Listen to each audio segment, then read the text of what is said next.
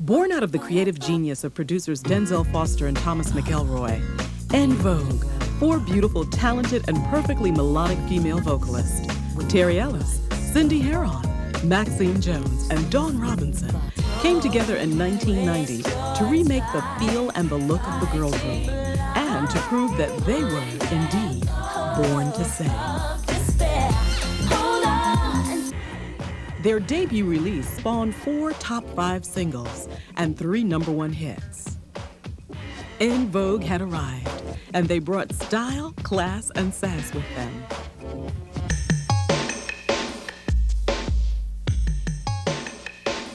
In 1992, after major television and awards show appearances, the group took their image to the next level, and the Funky Divas emerged strong.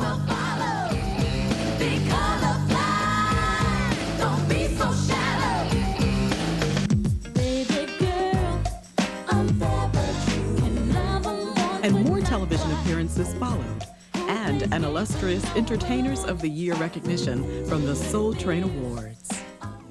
Now, as part of the original En Vogue concept of bringing together 4 solid solo voices to ring out in perfect harmony, Terry Elleis becomes the first of the divas to offer the world her singular sound.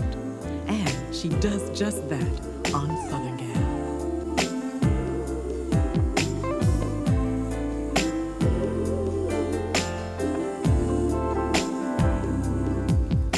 She's a lady, such a lady. She's a lady, sophisticated lady. She's a lady, such a lady. She's a lady. En Vogue was known for, you know, the high fashion and the glamour, but at the same time, each one of us are individuals and we have our individual tastes. And mine, I guess, you know, would be simple. Everybody called me conservative anyway. And me calling the album Southern Gal is just really me saying I'm proud to be from the South. En Vogue is due to be back in the studio next year. I don't know the date yet. But the group is the group is still solidly together. I was the one in the group that never really desired to be solo. Not that I didn't desire to be solo, it's just that, you know, I was singing and that's what I wanted to do, and I was, you know, with other people, and that felt great. And it became, I think, security as well. So now for me to be doing it by myself is terrifying. And it's terrifying. It's terrifying. I heard somebody scream a nickname, the Nun. Is that correct? Has to be Terry. Terry Elleis, yes. Why do they call you the Nun? Well, she's not anymore, as you can see. She's quite uncovered Yeah, today. I was saying. Well, you know what? This is totally out of my character. Totally. She normally would never wear anything like that, so we call her the Nun because she hates dressing like this. Yes. Well. I told them I was going to wear a coat when we came out here, but nobody would give me one.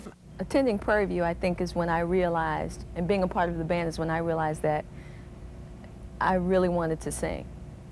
And that I really could sing. She is a black college graduate of Prairie View A&M University in Texas. Please welcome Terry Elleis to Video Soul. Hey, Terry. Can't nobody see this picture right here. See? I never took a picture with the band. Oh.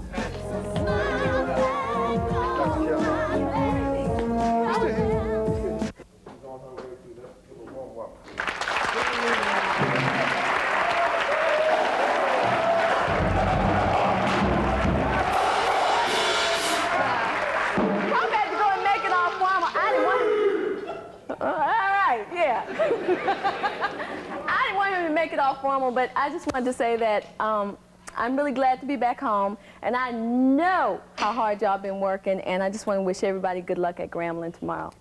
I mean, in Dallas tomorrow. Kick butt.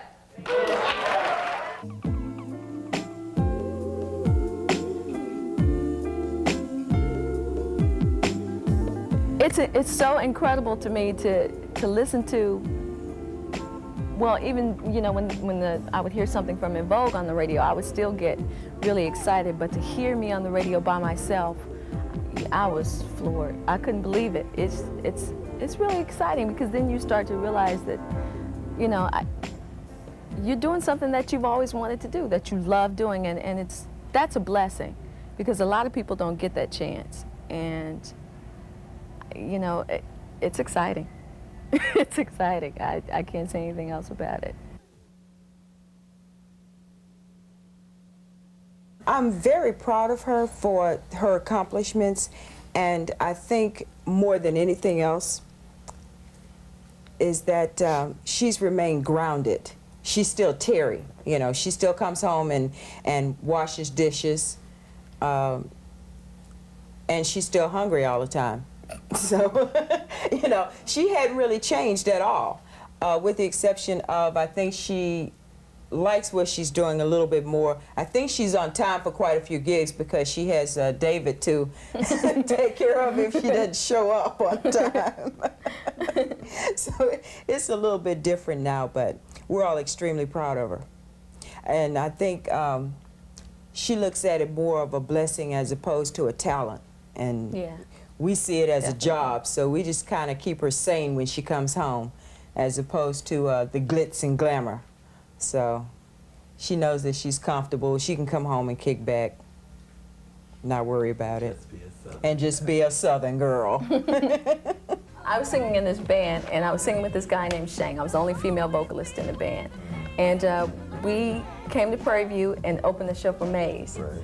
And I can remember you coming up to me, asking me, was I going to college? And I said, yeah, I'm going to college. And you asked me where was I going to go, and I said TSU. And then you said you should consider going to Prairie View, coming to Prairie View. And I said, okay. But I really didn't want to leave home at the time. So anyway, it was time for me to graduate from high school. And didn't you keep in touch with me? I can't say I remember if I did. I can't remember. I can't quite. I remember talking to you again, some kind of way. I know where it was. Ron Leverett's fraternity had a party at the Newman Center, and the band And we performed. played there. There too. Right. Sure did. Okay. And that's the connection. And that's when you really talked to me Right. about coming to Coming Prairie to View. Prairie View. And I filled out 2 applications for TSU and Prairie View. And Prairie View answered first. And that's when I decided, well, you know, I'm going to Prairie View. And I remember you telling me, well, when I come to Prairie View, to look you up. So I came directly to the band room. And Mr. Elleis, didn't you take me around campus? No, I met you in the hallway at registration. Okay. And this was like, I guess about 7, 8 months later. And I remembered seeing you coming toward me or something, and I said, I know her. That's her. And I went back and said, you coming with me, come on to the band room, I'm gonna sign you up for marching band. Yeah.